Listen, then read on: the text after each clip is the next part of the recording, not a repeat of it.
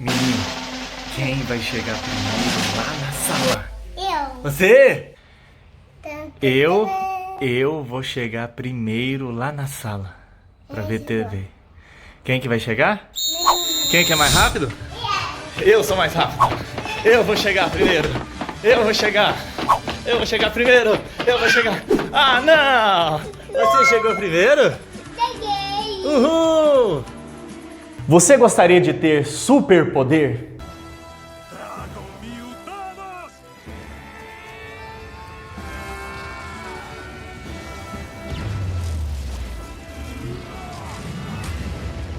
Ou super velocidade? Super força? Esse é o meu segredo, capitão. Tô sempre com raiva.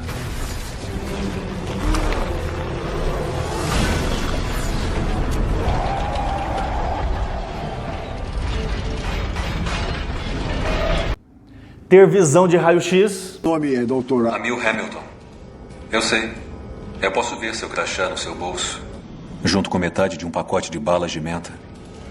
Também posso ver o esquadrão de soldados na sala ao lado, preparando um tranquilizante. Não é necessário. Você se teletransportar de um lado para o outro? Hold on. Super sabedoria? Você está bem?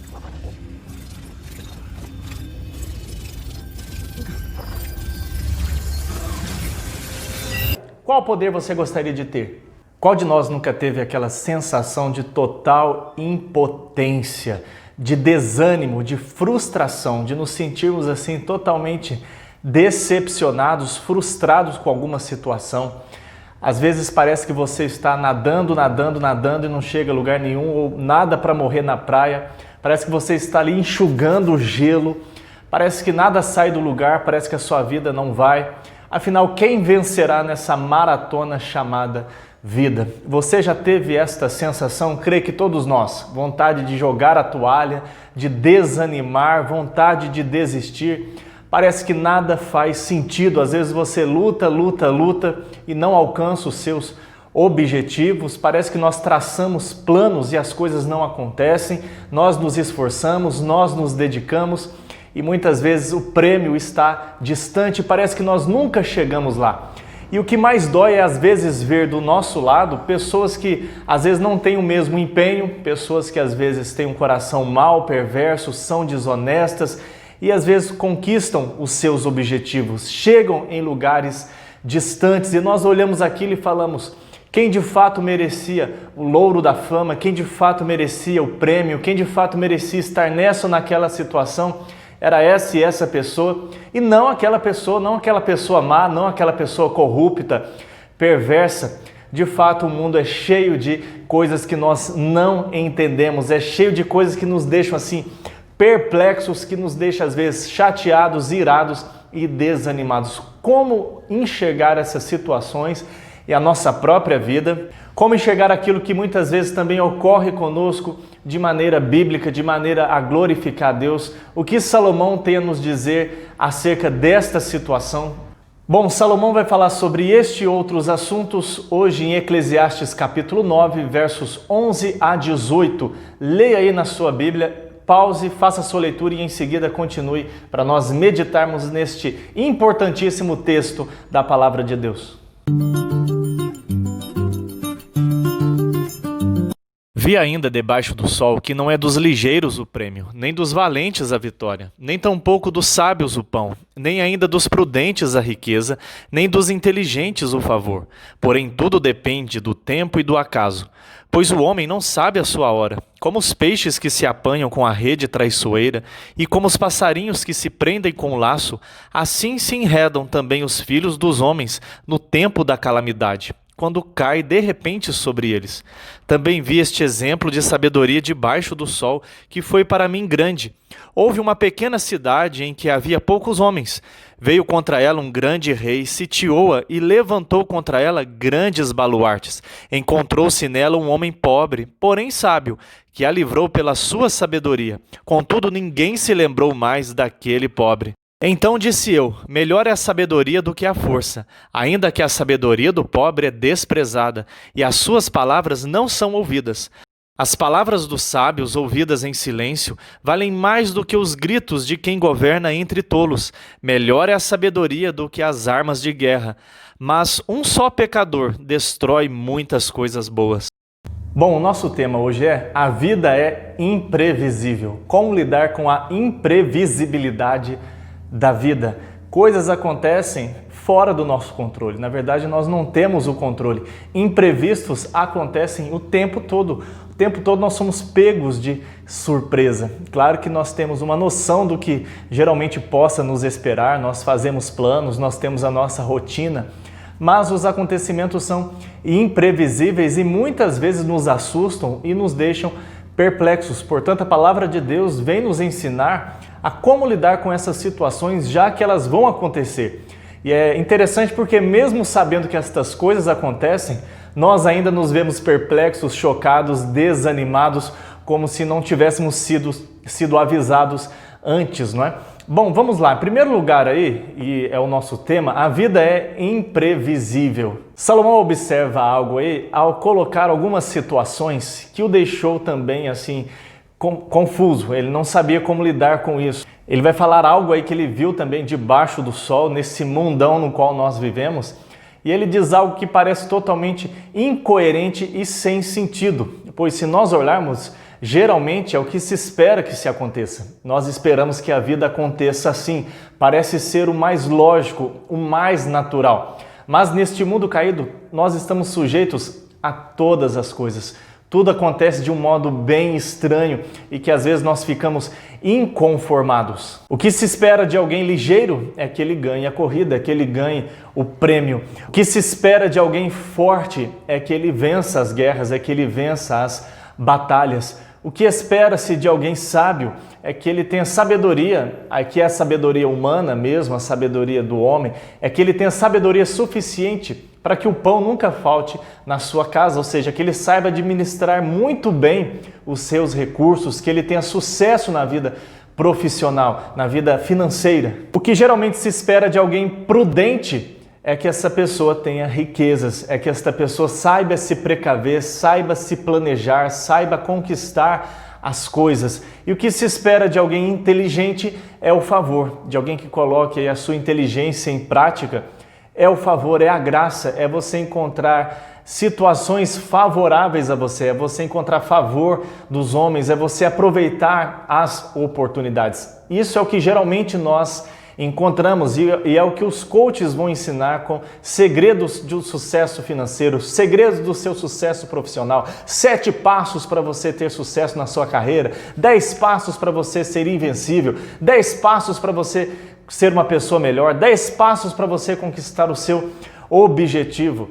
Não é que tenha algo de errado em si, em você se planejar, em você buscar ferramentas, em você melhorar, em você se profissionalizar. Temos bons profissionais que nos ajudam nisso e não tem nada de errado e de pecaminoso.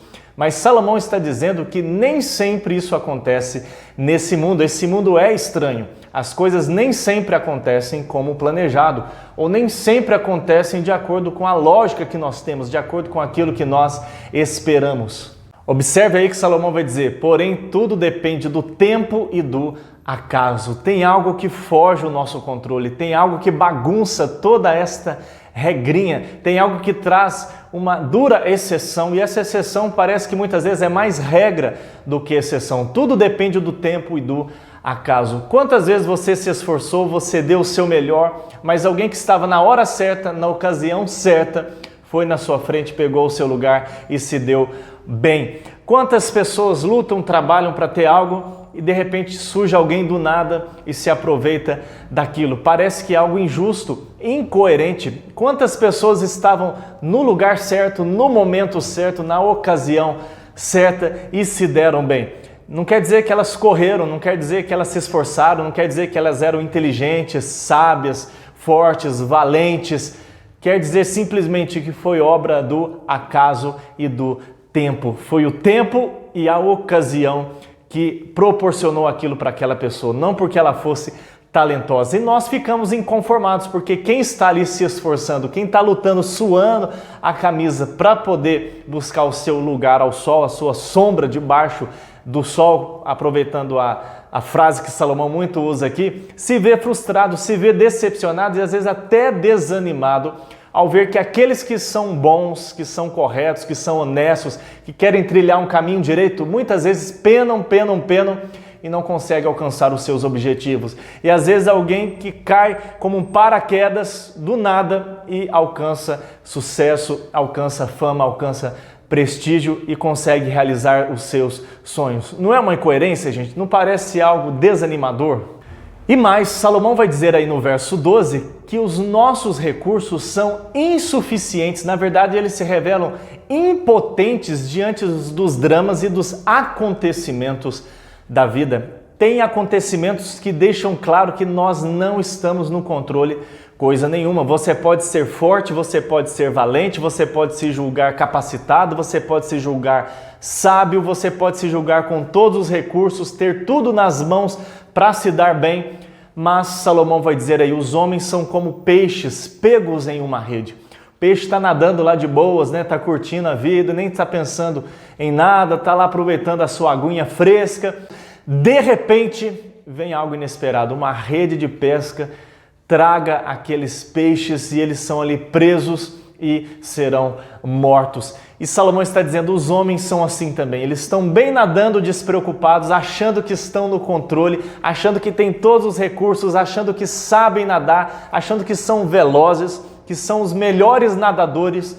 De repente vem uma situação e os pega de surpresa. A vida é imprevisível. Seja uma doença que venha como uma rede, seja uma crise financeira. Há pessoas milionárias que ficaram pobres. Às vezes há pessoas saudáveis e que adoecem da noite para o dia. Às vezes a rede leva uma pessoa que a gente ama. Às vezes a rede leva um relacionamento, leva finanças, né? Leva o dinheiro da sua conta. Às vezes a rede leva um emprego. Às vezes a rede leva a nossa paz, leva a paz de um país e nós nos vemos assim surpreendidos, perplexos e com o coração cheio de angústias, porque estas coisas fogem ao nosso controle. Na verdade, nada está no nosso controle e certas situações são como uma rede que laçam o homem e nós somos levados e não há recurso que socorra o homem. Você já passou por isso? De achar que a vida estava tudo bem, estava caminhando do jeitinho que você planejou, estava tudo correndo tintim por tintim, do jeito que você sempre quis. De repente vem uma situação que muda tudo, vira o tabuleiro para o alto, vira sua vida de pernas para o ar e você se vê ali sem saber o que fazer, tontinho da vida, sem saber que direção tomar e ainda tentando entender como aquilo aconteceu. A vida é imprevisível. A vida é imprevisível, nós vimos aqui, porque nem sempre acontece o esperado. Nem sempre é o forte que vence, nem sempre é o inteligente, nem sempre é o sábio, nem sempre é o prudente, embora isso deveria ser a regra, mas há muitas exceções nisso. Tudo depende do tempo e do acaso. E Salomão aí também nos ensina que os nossos recursos são insuficientes, se mostram impotentes. Alicerçarmos a nossa vida sobre eles é algo perigoso porque eles são volúveis, eles são instáveis, eles mudam da noite para o dia. É por isso que Tiago, que na verdade é um livro de sabedoria do Novo Testamento, é teologia na prática, é conhecido como Provérbios do Novo Testamento. Tiago não está muito preocupado em como nós somos salvos, mas nos desdobramentos da salvação. Ele vai dizer no capítulo 4 que é uma arrogante pretensão, é uma jactância, é um orgulho, é soberba. O quê? Nós falarmos assim, ano que vem eu vou para a cidade tal, durante aquele ano eu vou ganhar, eu vou ter lucro, eu vou me sair bem. Tiago vai dizer, vocês são como a neblina, vocês não sabem o que sucederá amanhã, vocês não sabem nem se estarão vivos, quanto mais se terão condições de realizar isto ou aquilo.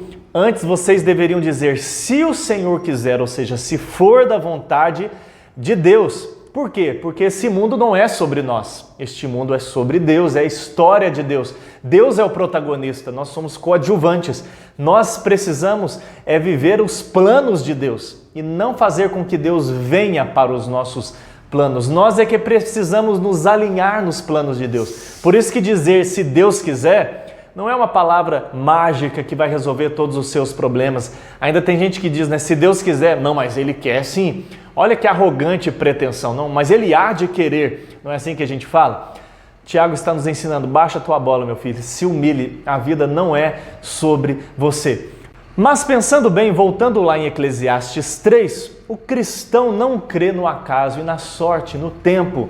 Embora da perspectiva humana pareça ser acaso, tudo depende às vezes do acaso e do tempo, Eclesiastes 3, Salomão já nos diz que Deus fez tudo formoso no seu devido tempo. Ou seja, na verdade não existe acaso, existe um Deus soberano que conduz a história, que decretou todas as coisas, como diz Paulo em Efésios capítulo 1, verso 11, que Deus faz tudo segundo a sua vontade soberana, segundo o beneplácito da sua vontade. Existe sim uma mão sábia de um Deus sábio, pessoal, bom, justo, que tem um propósito governando a história. O que isso nos ensina? Não somos nós quem estamos no controle. Embora façamos escolhas reais, pois não somos bonecos, robôs nem marionetes. Mas só há um Deus soberano que dirige a história e a nossa vida. É o Deus criador dos céus e da terra. E graças a Deus por isso. Já pensou se fosse eu e você, na nossa burrice, na nossa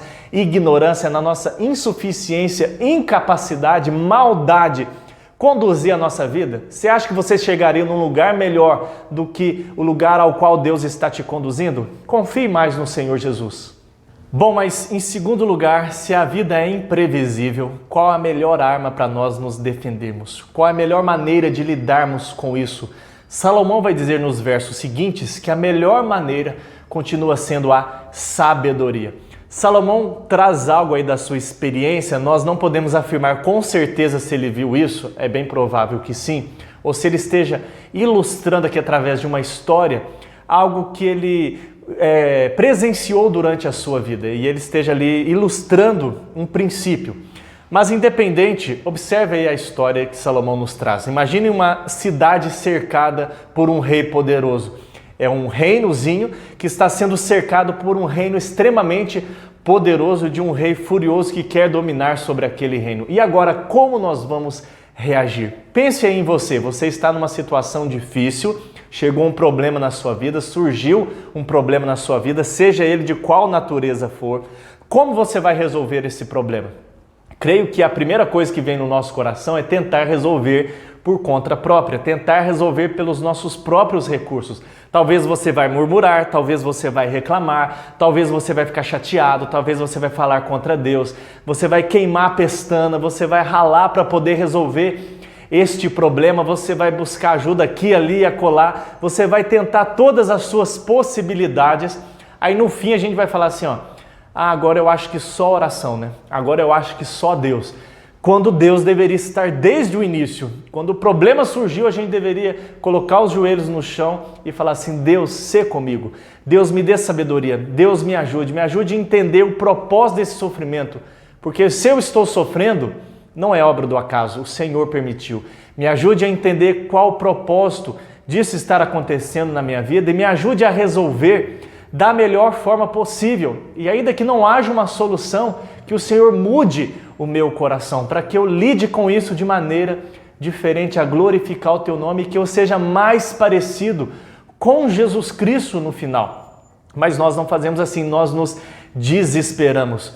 E o texto aí de Salomão diz que um pobre, mas sábio, um pobre porém sábio, salvou a cidade. Ele teve uma ideia, talvez evitou a guerra, talvez propôs um acordo, mas aquele sábio que surgiu dos pobres, talvez ninguém desse nada por ele, pois a primeira, talvez, opção fosse combater, fosse armar um exército, fosse tentar defender a cidade, mas este pobre sábio conseguiu resolver a situação. Salomão não fala como. Só que o texto aí nos diz que este sábio foi esquecido, não teve fama, não teve glória, não teve louvores, não teve agradecimento.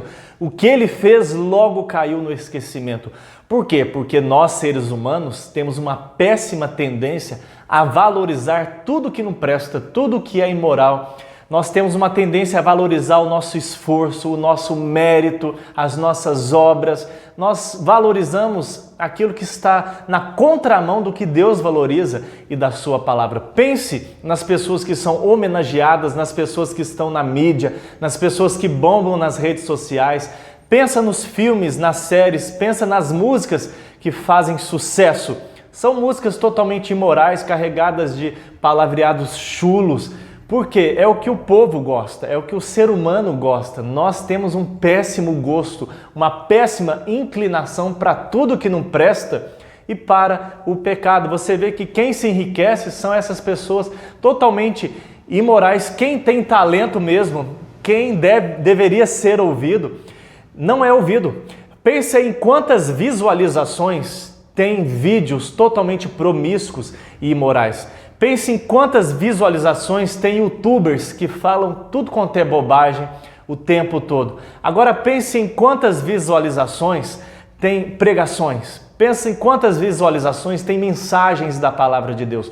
Pouquíssimas. Por quê? Porque as pessoas gostam daquilo que não presta mesmo, e talvez você seja uma dessas pessoas. Mas no verso 17, Salomão ressalta o valor da sabedoria. A sabedoria é superior, ainda que não seja ouvido o sábio, ainda que as pessoas não façam caso do sábio. É melhor a sabedoria é mais preciosa, é mais valorosa, ela tem mais vantagem. Perceba aí que este sábio pobre evitou guerra, evitou derramamento de sangue, evitou combates, evitou conflito, resolveu o conflito de uma maneira mais pacífica, com o menor dano possível.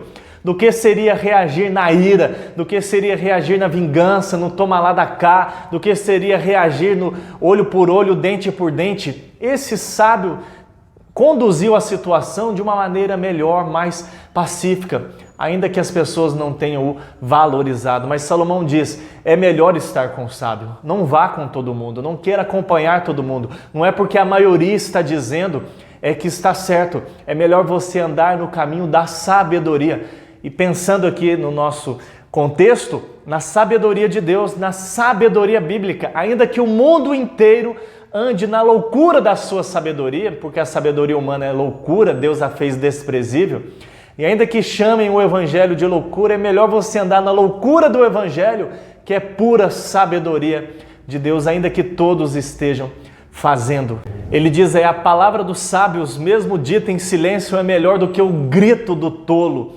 Quando ele diz para todo mundo do que lidera um bando de tolos e ele mesmo como um tolo, é melhor o silêncio do sábio ou as palavras ditas em silêncio, porque é muito melhor você conduzir as pessoas na sabedoria, pelo coração, do que como um ditador que grita para as pessoas obedecerem, ainda que elas obedeçam por medo da lei, da punição e não de coração, não porque elas estão convencidas daquilo.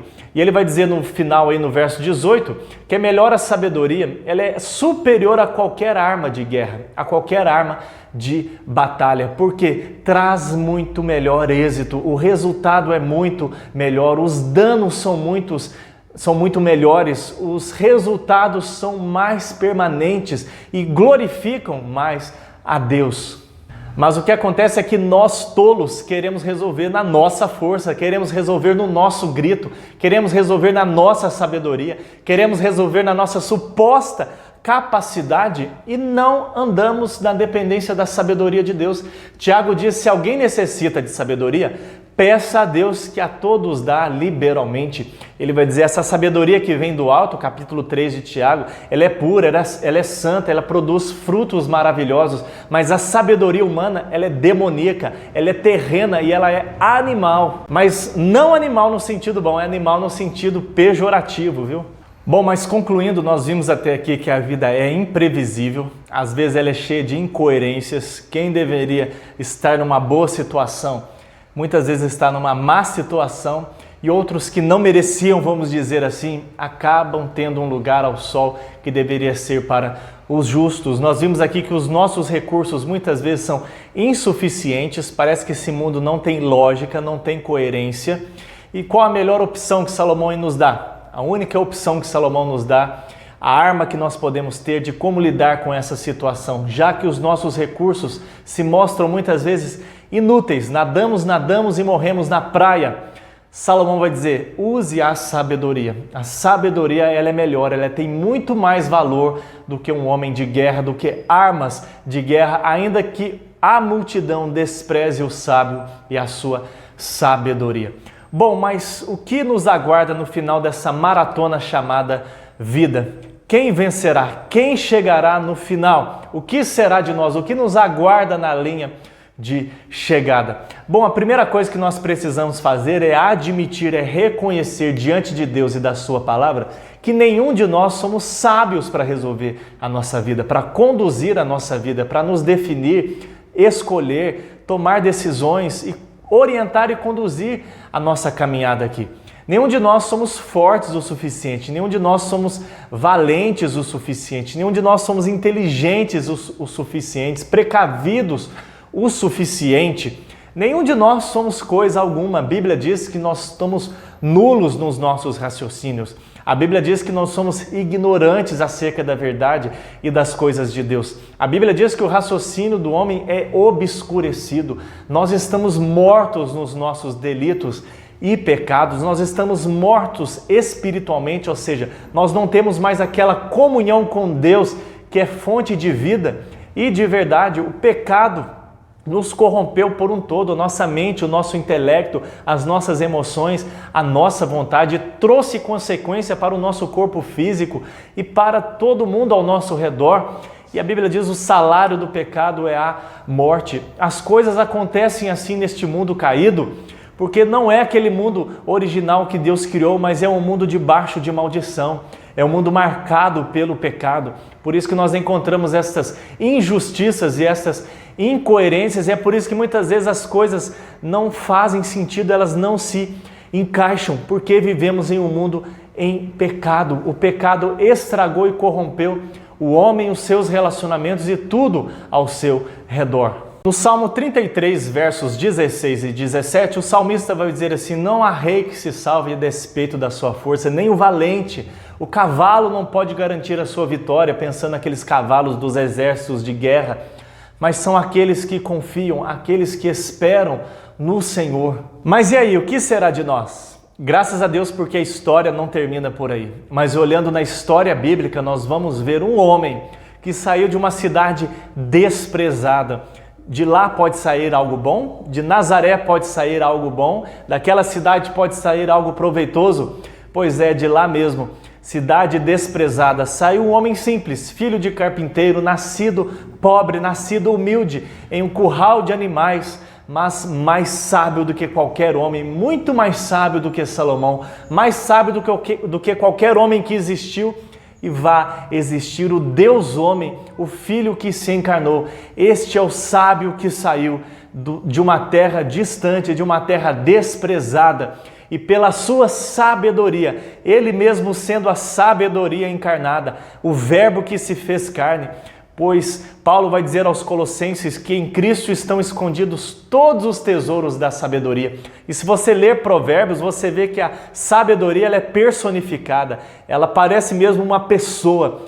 E a sabedoria se encarnou e é Jesus Cristo. E não foi com armas de guerra, não foi com armas físicas que ele venceu o mundo, a carne e o diabo, mas foi com a sua sabedoria.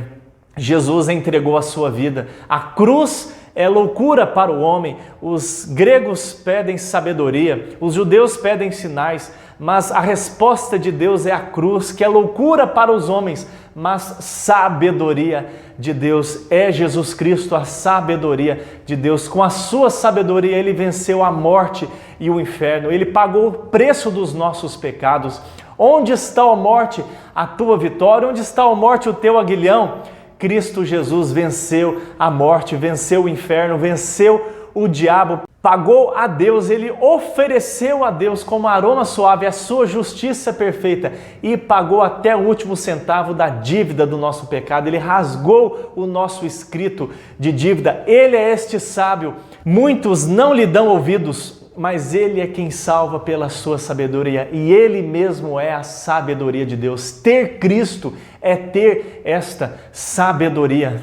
Por isso que Paulo vai dizer em 1 Coríntios 15:57, graças a Deus que nos dá a vitória em Jesus Cristo. Não é dos fortes a vitória, não vem do nosso mérito, não vem do nosso esforço, não vem da nossa suposta justiça que é trapo de imundícia, mas vem de Jesus Cristo. Ele é o vencedor, graças a Deus que nos dá a vitória por meio de Cristo Jesus. Nele nós somos mais do que vencedores. Por isso que Paulo vai dizer, quando eu sou fraco, aí é que eu sou forte, porque o meu poder está na graça de Deus em Cristo Jesus. É a graça de Deus que me fortalece. Quanto mais fica evidente que eu sou fraco, mas a graça de Deus fica em evidência na minha vida. E a nossa suficiência vem de Jesus Cristo. Ele disse, sem mim nada podeis fazer. Ele é a sabedoria de Deus para nós. É difícil vivermos nestas situações, nessas incoerências. Paulo vai dizer, eu aprendi a viver contente em toda e qualquer situação. Sei estar honrado, sei ser humilhado, sei viver em abundância, sei viver em escassez. Em toda qualquer situação eu aprendi a ter o contentamento, a felicidade, a plenitude de vida em Jesus Cristo, porque tudo posso naquele que me fortalece. Não é eu posso fazer tudo, é eu posso enfrentar tudo naquele que me fortalece, porque eu sei que Cristo me fortalecerá para enfrentar todas as coisas, e Ele há de suprir, é o que Paulo diz, Deus há de suprir, segundo a sua riqueza em glória, em Cristo Jesus, cada uma das nossas necessidades. E que maravilhoso saber isso, né, meu irmão, né, meu querido, né, meu amigo, que maravilhoso saber isso, que não é, como diz o hino, não é dos fortes a vitória, nem dos que correm melhor, não é por mérito nosso. Pela graça sois salvos mediante a fé. Isso não vem de vós, mas é dom de Deus, não de obras, para que ninguém se glorie. Deus é glorificado, pois a história é dele e na sua glória nós nos deleitamos, nós encontramos propósito. Você se sente fraco? Você se sente impotente? Você se sente ignorante, vulnerável, inútil, desanimado? Você se sente totalmente assim, fracassado e frustrado? A Bíblia diz que Deus escolheu as coisas loucas do mundo para confundir os sábios. Deus escolheu aquilo que não é para confundir aqueles que pensam que são alguma coisa, porque isso é maravilhoso. O poder de Deus, ele se aperfeiçoa na fraqueza. A glória é toda de Deus. No final das contas, quem vencerá?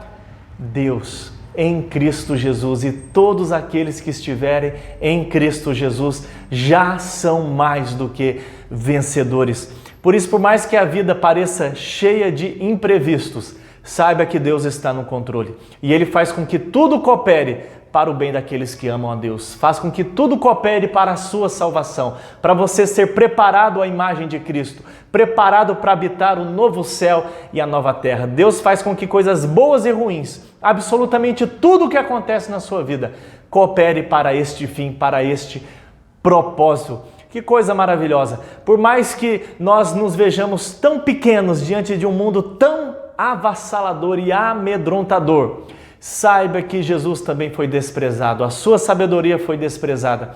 E nós também participamos dos sofrimentos com Cristo, mas depois participaremos da sua glória, dele que venceu e está vivo, e nele nós somos mais do que vencedores. Agarre-se a Jesus Cristo. Você que é fraco, vá a Ele porque Ele é forte. Você se sente ignorante, vá a Ele porque Ele é todo sábio. Você se sente impotente, vá a Ele porque Ele é todo poderoso. Entregue hoje nas mãos deste Jesus Cristo. Ele que venceu e controla absolutamente todas as coisas. Tudo está debaixo dos seus pés. Tudo foi criado por Ele. Por meio dele tudo existe e tudo existe para Ele. Agarre-se a Ele, curve-se diante dele, reconheça Ele hoje como seu Senhor e o seu Salvador. Que Deus te abençoe e um grande abraço.